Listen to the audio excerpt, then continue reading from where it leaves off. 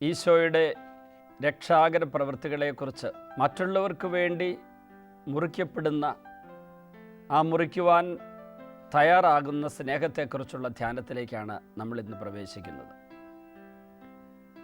നമുക്കറിയാം, ലോകത്തിൽ മറ്റുള്ളവർക്ക് വേണ്ടി സ്വയം ഇല്ലായ്മയാകുന്ന മുറിക്കപ്പെടുന്ന സ്നേഹത്തിൻ്റെ ഏറ്റവും വലിയ സാക്ഷ്യം നൽകിയിരിക്കുന്ന നമ്മുടെ കർത്താവായ ഈശോ തന്നെയാണ്. നമുക്കെന്നും പ്രചോദനവും പ്രകാശവും വഴിയും കാണിച്ചു തരുന്ന ആ മഹാസൂര്യൻ്റെ മുമ്പിൽ നമുക്ക് തലകുനിക്കാം. പിതാവായ ദൈവത്തോടു കൂടി ആയിരുന്ന രക്ഷകനായ ഈശോ പിതാവുമായിട്ടുള്ള സമാനത നിലനിർത്തേണ്ട കാര്യമായി പരിഗണിക്കാതെ മനുഷ്യനായി തീർന്നതിനെക്കുറിച്ച് ഫിലിപ്പിയർക്ക് എഴുതിയ ലേഖനത്തിൽ പറയുന്നുണ്ട്.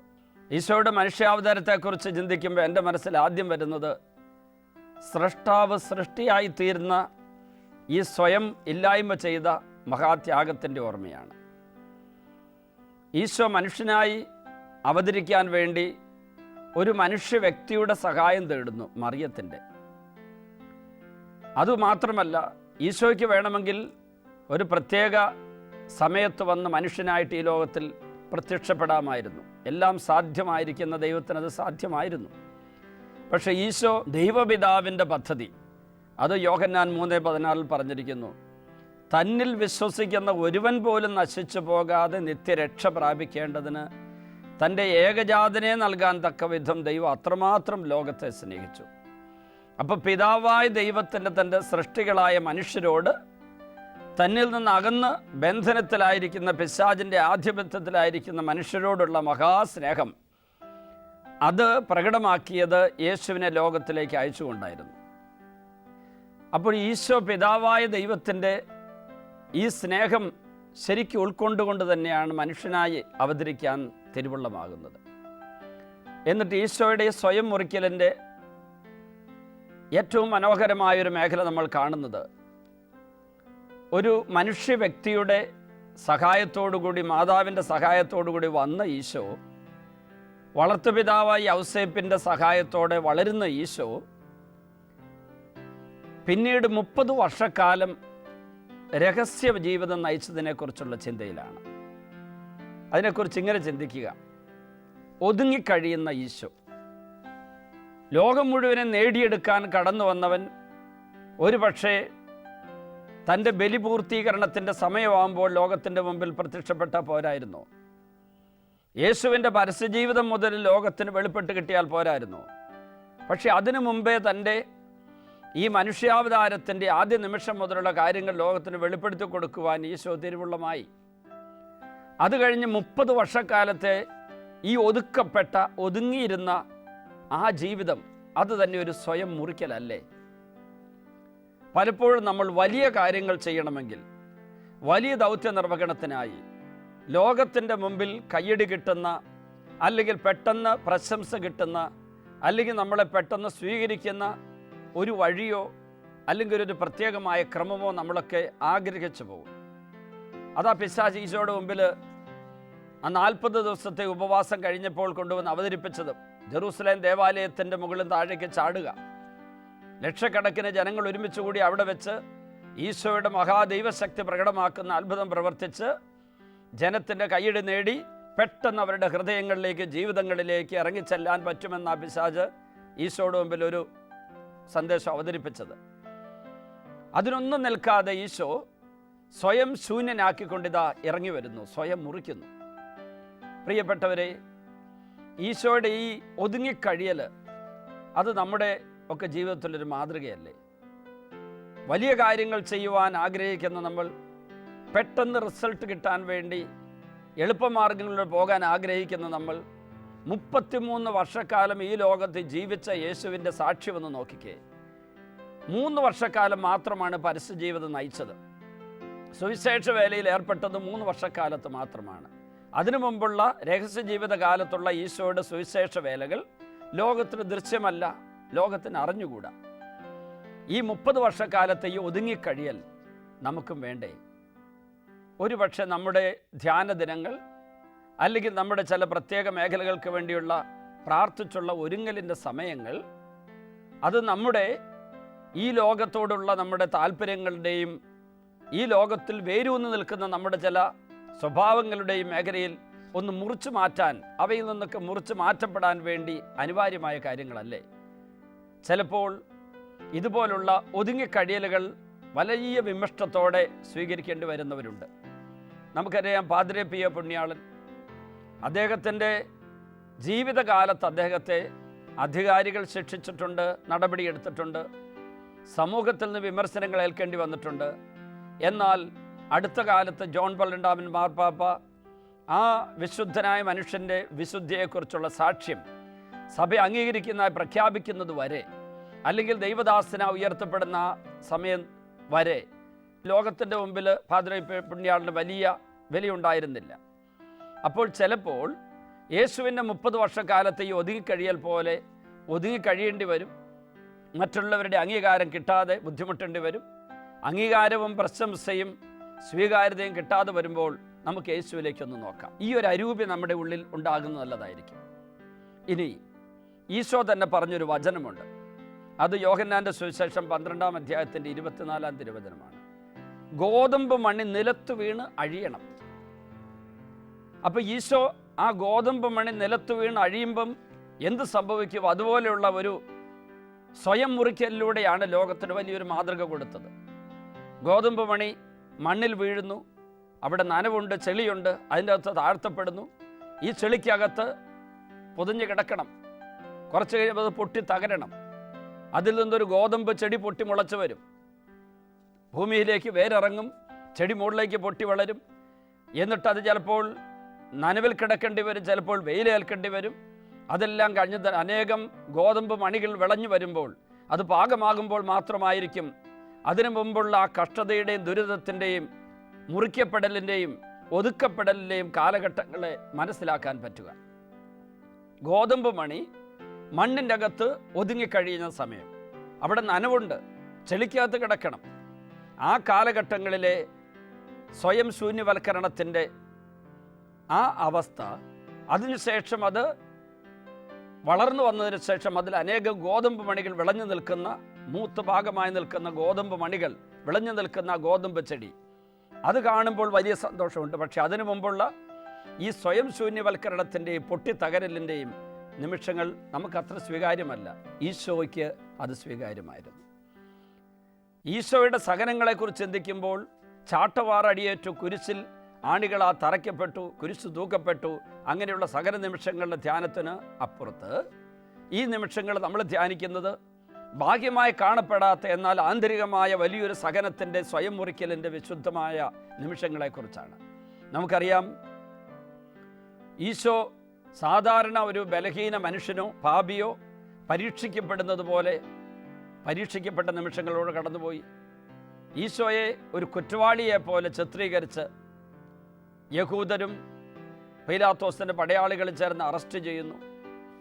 അതുപോലെ തന്നെ ഈശോയുടെ സഹനത്തിൻ്റെ ഒത്തിരി വേദന നിറഞ്ഞ നിമിഷങ്ങൾ ആ പീഡാസഹന വേളയിലൊക്കെ നമുക്ക് കാണാം. അവിടെ പീലാത്തോസിൻ്റെ മുമ്പിൽ നിൽക്കുന്ന ഈശോ സഹിച്ച് വേദനിച്ച് ഒരു മറുവാക്ക് പോലും പറഞ്ഞ് അവരെ പ്രകോപിപ്പിക്കുകയോ അല്ലെങ്കിൽ തൻ്റെ വിശുദ്ധിയോ തൻ്റെ ഔന്നത്യമോ തൻ്റെ ദൈവികതയോ വലിയൊരു പ്രസംഗത്തിലൂടെ വെളിവാക്കാനൊന്നും ഉദ്യമിക്കാതെ സ്വയം മുറിച്ച് സ്വയം ശൂന്യവൽക്കരിച്ചങ്ങനെ നിൽക്കുക. ഇതിൻ്റെ എല്ലാറ്റിൻ്റെയും ഏറ്റവും മനോഹരമായൊരു ദൃശ്യം ഞാൻ കാണുന്നത്, ഈശോ അപ്പമെടുത്ത് അപ്പത്തിലേക്ക് തന്നെ സന്നിവേശിപ്പിച്ച, വീഞ്ഞിലേക്ക് തന്നെ സന്നിവേശിപ്പിച്ച ആ വിശുദ്ധമായ കുർബാന സ്ഥാപന നിമിഷങ്ങളിലാണ്. അതിനുമുമ്പ് പരസ്യജീവിതകാലത്ത് ഈശോ മത്തായിയുടെ സുവിശേഷം 15-ാം അധ്യായത്തിൽ 32 പേരുടെ തിരുവചനങ്ങൾ കാണുന്നുണ്ട്. ഈശോ അപ്പം വർദ്ധിപ്പിക്കുന്ന ഒരു സംഭവം. അവിടെ ഈശോ ജനക്കൂട്ടത്തിൻ്റെ നിസ്സഹായാവസ്ഥയും വേദനയൊക്കെ കണ്ടു. 3 ദിവസമായി ഈശോയുടെ കൂടെ നടക്കുന്ന, ഈശോയുടെ വചനം കേൾക്കുന്ന ജനത്തിൻ്റെ ഭക്ഷണം കഴിക്കാത്ത ആ അവസ്ഥ, അതിനെക്കുറിച്ച് എങ്ങനെയാണ് പറഞ്ഞിരിക്കുക? യേശു ശിഷ്യന്മാരെ വിളിച്ച് പറഞ്ഞു.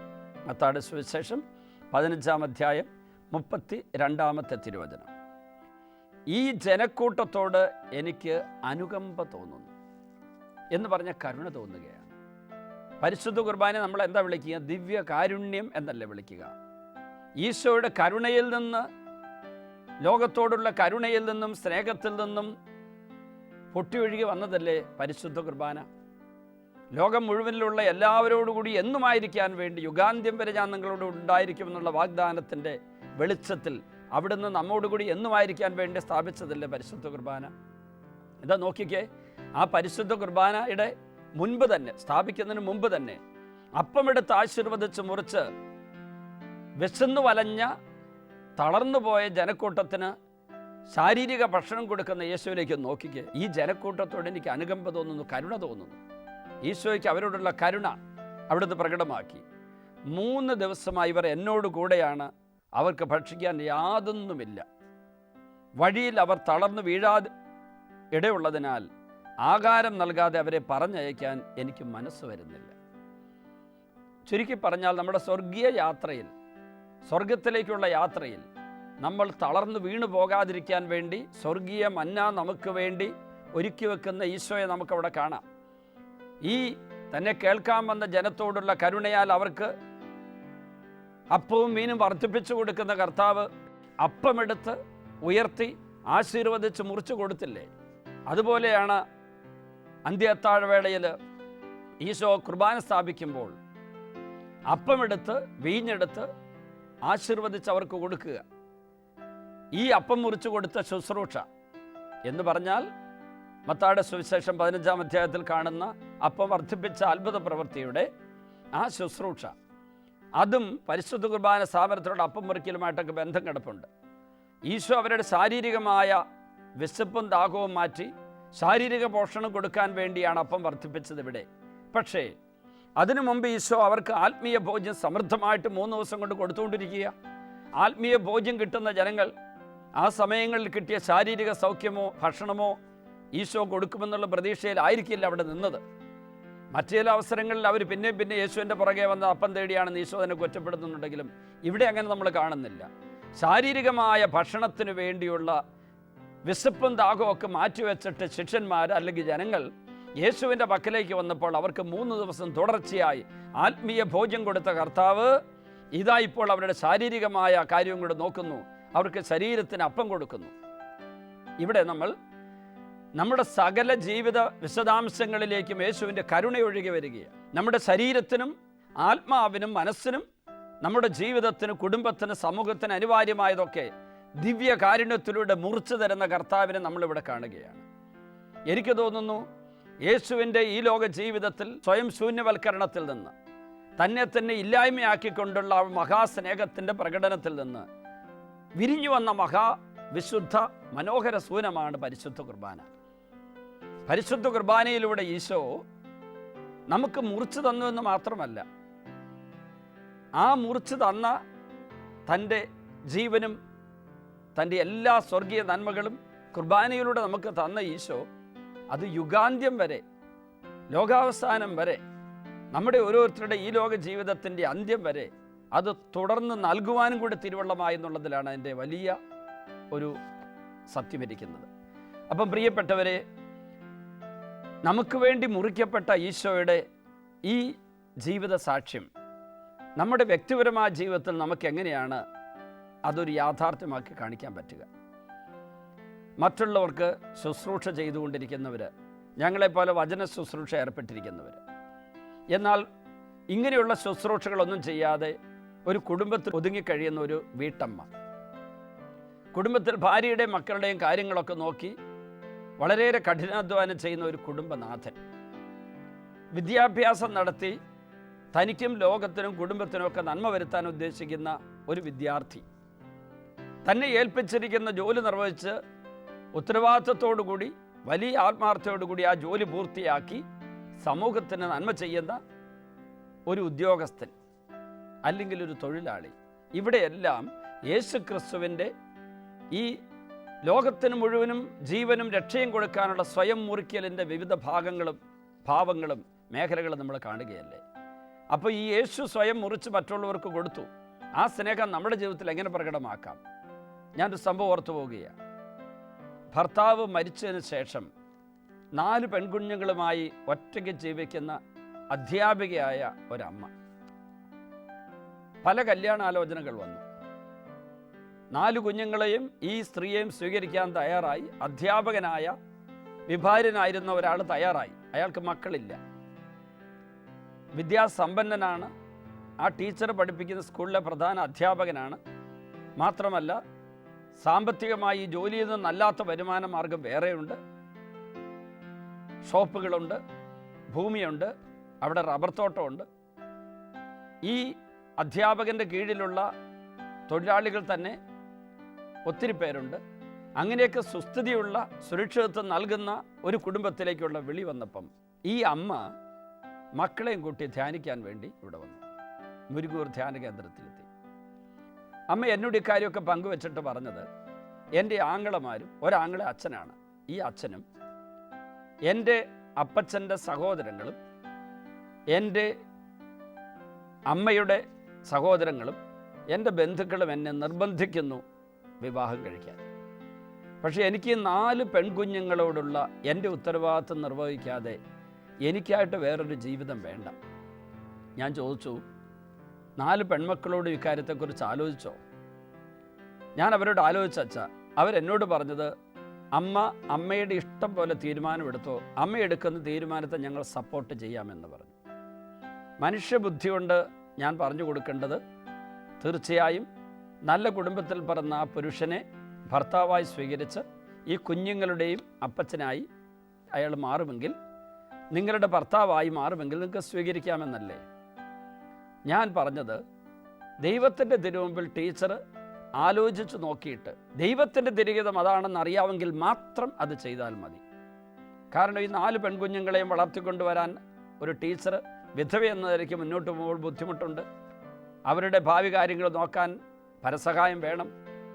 ടീച്ചർ പറഞ്ഞു, അതിനെക്കുറിച്ചൊന്നും എനിക്ക് വ്യഗ്രതയില്ല. എൻ്റെ ഈ 4 കുഞ്ഞുങ്ങളെയും ഈശോ എനിക്ക് തന്നു.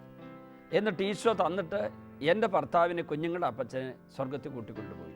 എൻ്റെ 4 കുഞ്ഞുങ്ങളെയും കൂട്ടിക്കൊണ്ട് എനിക്ക് സ്വർഗത്തിൽ ചെല്ലണം. ഞാൻ സ്വർഗത്തിൽ ചെല്ലുമ്പോൾ ഈ കുഞ്ഞുങ്ങൾ സ്വർഗത്തിലേക്കുള്ള വഴിയിലായിരിക്കണം. പ്രിയപ്പെട്ടവരെ, ഈശോ നമുക്ക് കാണിച്ചു തന്ന ഉദാത്തമായ മാതൃകയുടെ അതേ ചൈതന്യമല്ലേ ഈ അമ്മയിൽ കണ്ടത്? എന്ന് പറഞ്ഞാൽ വിധവയായി തീർന്ന ഒരാൾ വീണ്ടും വിവാഹം കഴിക്കരുതെന്നോ, കുഞ്ഞുങ്ങളുണ്ടെങ്കിൽ വേറെ വിവാഹം കഴിച്ചാൽ പരാജയപ്പെടുന്നൊന്നും ഞാൻ ഉദ്ദേശിക്കുന്നില്ല. ഈ അമ്മയുടെ ജീവിത സാക്ഷ്യമെന്ന് ഹൈലൈറ്റ് ചെയ്യാൻ ഉദ്ദേശിക്കുന്നു. ഈ അമ്മ, ഈ അധ്യാപികയായിരിക്കുന്ന വിദ്യാസമ്പന്നയായ, എന്നാൽ ഈ 4 മക്കളെയും സുരക്ഷിത തുറമുഖത്തെത്തിക്കാനുള്ള സാമ്പത്തികമായ അവസ്ഥകളൊന്നും അപ്പോൾ ഇല്ല. പക്ഷെ അതൊന്നും അമ്മയെ ഇപ്പം ബാധിക്കുന്നില്ല. ഈ 4 കുഞ്ഞുങ്ങളുടെ അമ്മ എന്നോട് പറഞ്ഞൊരു വാക്കുണ്ട്, ഞാനൊരു സ്ത്രീ ആണ് എന്നതിലുപരി ഞാനിപ്പോൾ ഒരു അമ്മയാണ്. ഇതൊരു വലിയ വാചകമല്ലേ? ഞാനൊരു സ്ത്രീയാണ്, എനിക്കൊരു ഭർത്താവ്, ഒരു പുരുഷൻ വേണമെന്നുള്ള എൻ്റെ ഒരു ആവശ്യം, മാനസിക, വൈകാരിക, ശാരീരിക ആവശ്യത്തിനപ്പുറത്ത് ഞാനൊരു അമ്മയാണ്. ഈ 4 കുഞ്ഞുങ്ങൾക്ക് വേണ്ടിയുള്ള എൻ്റെ ജീവിതം ഒരു വലിയ ബലിയായിട്ട് അമ്മ അങ്ങ് സ്വീകരിക്കുന്നു. പ്രിയപ്പെട്ടവരെ, നമ്മുടെയൊക്കെ ജീവിതത്തിൽ ഇതുപോലുള്ള ബലിയർപ്പണത്തിൻ്റെ വേദികൾ വരും. സ്വയം മുറിക്കലിൻ്റെ അനുഭവങ്ങളും അവസ്ഥകളും വരും. ഒരു പുരോഹിതൻ, ഒരു കന്യാസ്ത്രീ, ഒരു മെത്രാൻ ഒരു വ്യക്തിയിൽ തൻ്റെ ജീവിതം കൂട്ടിച്ചേർത്ത് അല്ലെങ്കിൽ കേന്ദ്രീകരിച്ച് ഒരു കുടുംബം സ്ഥാപിച്ച് കുറച്ച് കുഞ്ഞുങ്ങളെ ജനിപ്പിച്ച് അവരുടെ സ്വന്തം കാര്യം നോക്കി പോകുക എന്നുള്ള അവസ്ഥയിൽ നിന്ന് എല്ലാവർക്കും എല്ലാമായി തീരാൻ വേണ്ടി ബ്രഹ്മചര്യത്തിൻ്റെ, കന്യാവ്രതത്തിൻ്റെ ആ ജീവിതാവസ്ഥയിലേക്ക് പ്രവേശിക്കുന്നു. പൗരോഹിത്യത്തിൻ്റെ, സന്യാസത്തിൻ്റെ അവസ്ഥയിലേക്ക് പ്രവേശിക്കുന്നു. അവിടെ നിന്ന് അങ്ങനെ ഒരു കന്യാവ്രതത്തിൻ്റെയും ബ്രഹ്മചര്യത്തിൻ്റെയും അല്ല പൗരോഹിത്യത്തിൻ്റെ, സന്യാസത്തിൻ്റെ ജീവിതത്തിലേക്ക് പ്രവേശിക്കുന്ന ആൾ തന്നെ ഒരു കൂട്ടായ്മയിലേക്കും കൂടെ വരുന്നു. ഒന്നുകിൽ രൂപതയിൽ, ഒരു ഇടവകയിൽ, ഒരു സന്യാസാശ്രമത്തിൽ, കന്യാമഠത്തിൽ ഒരു കൂട്ടായ്മയിലേക്ക് വരുന്നു.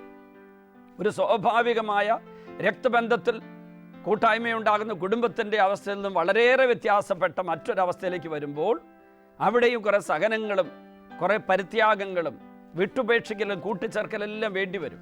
അവിടെ എന്താ സംഭവിക്കുക? ഈശോ മിശിഹായുടെ പിതാവായ ദൈവത്തിൻ്റെ പക്കൽ നിന്ന് ഭൂമിയിൽ ഇറങ്ങി വന്ന് ബലി പൂർത്തിയാക്കിയ ഈശോ മിശിഹായുടെ സ്വയം മുറിക്കലിൻ്റെ സാക്ഷ്യമല്ലേ അവിടെയും സംഭവിക്കുന്നത്? ആ സാക്ഷ്യം കൊടുക്കലല്ലേ അവിടെ നമ്മൾ കാണേണ്ടത്?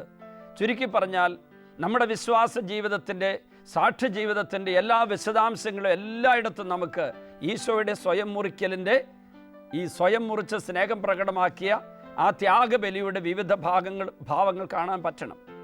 അങ്ങനെ ഒരു ഭാവം ഉണ്ടെങ്കിൽ മാത്രമേ നമുക്കവിടെ വിജയിക്കാൻ പറ്റുള്ളൂ. അപ്പോൾ ഈ ലോകത്തിൽ നമ്മുടെ സാക്ഷി ജീവിതം എന്ന് പറയുന്നത് അത് നമുക്ക് വേണ്ടിയുള്ള ഒരു ജീവിതമല്ല, അന്യർക്ക് വേണ്ടി, അന്യരുടെ രക്ഷയ്ക്ക് വേണ്ടി. അക്കൂടെ എൻ്റെയും രക്ഷയുണ്ട്, എൻ്റെ ജീവിതമുണ്ട്. പക്ഷേ എൻ്റെ ജീവിതം എന്ന് പറയുന്നത് എനിക്ക് ഒറ്റയ്ക്കൊരു ജീവിതമില്ല. ഒരു വൃക്ഷത്തിൻ്റെ ഒരു ശിഖരം ഒറ്റയ്ക്കൊരു ജീവിതമില്ല. ഈ വൃക്ഷത്തോട് ചേർന്ന് നിന്നിട്ടുള്ള ജീവിതമുണ്ട്. ആ വൃക്ഷത്തിന് വെറും ഒരു തായ്തണ്ട് മാത്രമേ ഉള്ളെങ്കിൽ വൃക്ഷത്തിൻ്റെ സൗന്ദര്യമില്ല, ഒരുപക്ഷെ ഉപയോഗമുണ്ടാവില്ല. മാത്രമല്ല, വൃക്ഷത്തിൻ്റെ തായ്തണ്ടിന് ഈ പ്രകാശ സംശ്ലേഷണത്തിനുള്ള സംവിധാനങ്ങൾ കിട്ടുന്നത് ഈ ശിഖരത്തിലുള്ള ഇലകൾ വഴിയാണ്. വൃക്ഷത്തിന് ശാഖകളെ വേണം, ശാഖകൾക്ക് വൃക്ഷത്തിൻ്റെ ഈ തായ്തണ്ടിനെ വേണം, ഇവയ്ക്കെല്ലാം തന്നെ ഇതിൻ്റെ വേരുകളെ വേണം. അപ്പോൾ ചുരുക്കി പറഞ്ഞാൽ ഇതെല്ലാം കൂടി ഒരുമിച്ച് കൂടുമ്പോഴല്ലേ ഒരു മനോഹര വൃക്ഷമുണ്ടാവുക. അപ്പോൾ സ്വയം മുറിക്കലിലും ഈ കൂട്ടിച്ചേർന്നിരിക്കലിലും ചില പരിത്യാഗങ്ങളിലും നമുക്ക് വലിയൊരു ബലി കാണാൻ പറ്റും. ഈശോയുടെ ബലിയും നമ്മുടെ ഇങ്ങനെയുള്ള ജീവിതത്തിൻ്റെ ഇതുപോലുള്ള സഹനങ്ങളെ സ്വീകരിച്ചും ചില മുറിക്കലുകൾ സ്വയം മുറിക്കൽ, ചില മുറിച്ച് മാറ്റലുകൾ നടത്തിയൊക്കെ മുന്നോട്ട് പോകുമ്പോഴാണ് നമ്മുടെ ഈശോ മിശിഹായുടെ സ്വയം മുറിക്കൽ, സ്വയം ദാനം, അതിൻ്റെയൊക്കെ മനോഹരമായ അഭിഷേകം നമുക്ക് കിട്ടുക. പ്രിയപ്പെട്ടവരെ, ഈശോയുടെ പീഡാസഹനത്തിൻ്റെ ധ്യാനത്തിൽ അവിടുത്തെ മരണത്തെ പരാജയപ്പെടുത്തിയുള്ള ഉത്ഥാനത്തിൻ്റെ മഹാരഹസ്യത്തെക്കുറിച്ചുള്ള ധ്യാനത്തിൻ്റെ സന്തോഷത്തിലേക്കൊക്കെ വരുമ്പം എല്ലാറ്റിൻ്റെ അടിസ്ഥാനമായി കാണേണ്ടത് എന്താണ്? ഈശോ തൻ്റെ സ്നേഹം സ്വയം മുറിക്കലിലൂടെ പ്രകടമാക്കി. സ്വയം മുറിച്ചു. വലിയൊരു സ്വയം മുറിക്കൽ അത് നമ്മുടെയൊക്കെ ജീവിതത്തിൽ നടക്കേണ്ടി വരും. ചിലതെല്ലാം മറ്റുള്ളവരുടെ തെറ്റുകൾ വഴി ഉണ്ടാകുന്നതായിരിക്കാം, ചിലതെല്ലാം ചില സാഹചര്യങ്ങളുടെ സമ്മർദ്ദത്തിലുണ്ടാകുന്നതായിരിക്കാം, ചിലത് നമുക്കിഷ്ടപ്പെടാത്ത മുറിവേൽക്കുന്ന അനുഭവങ്ങളായിരിക്കാം. എല്ലാം തന്നെ ഇഷ്ടപ്പെട്ടാലും ഇല്ലെങ്കിലും യേശുവിൻ്റെ ഈ മുറിക്കലുകളോട് ചേർന്ന മുറിക്കലുകളായി വരുമ്പോൾ, മുറിയപ്പെടലുകളായി വരുമ്പോൾ, അല്ലെങ്കിൽ യേശുവിൻ്റെ സഹനത്തോട് ചേർന്ന സഹനങ്ങളായി വരുമ്പോൾ അതെല്ലാം ഫലമുളവാക്കും. ഈ നിമിഷങ്ങളുടെ അഭിഷേകം എല്ലാവർക്കും കിട്ടട്ടെ എന്ന് പ്രാർത്ഥിക്കുന്നു. ഈശോയെ, ഇപ്പോൾ എന്നെ ശ്രവിച്ചുകൊണ്ടിരിക്കുന്ന എല്ലാ ദൈവമക്കളിലേക്കും അങ്ങേ ദിവ്യ കരുണയുടെ ഏറ്റവും വലിയ പ്രകടനമായ സ്വയം മുറിച്ച് ദാനം ചെയ്ത പരിശുദ്ധ കുർബാനയുടെ സാക്ഷ്യം, ആ പരിശുദ്ധ കുർബാനയിലൂടെ ലോകം മുഴുവനോടും അങ്ങ് കാണിച്ച കരുണ, എല്ലാവർക്കും ആത്മീയ ഭോജ്യം നൽകുവാനുള്ള അങ്ങയുടെ തിരുപദ്ധതി, ഇതെല്ലാം ഞങ്ങൾ ധ്യാന വിഷയമാക്കുന്നു. എന്നെ കേട്ടുകൊണ്ടിരിക്കുന്ന എല്ലാ മക്കളിലേക്കും അങ്ങേ ദിവ്യ രഹസ്യങ്ങളുടെ എല്ലാ സ്വർഗീയ നന്മകളും സമൃദ്ധമായിട്ട് ചൊരിയണമേ. പിതാവിൻ്റെയും പുത്രൻ്റെയും പരിശുദ്ധാത്മാവിൻ്റെയും നാമത്തിൽ ആമേൻ.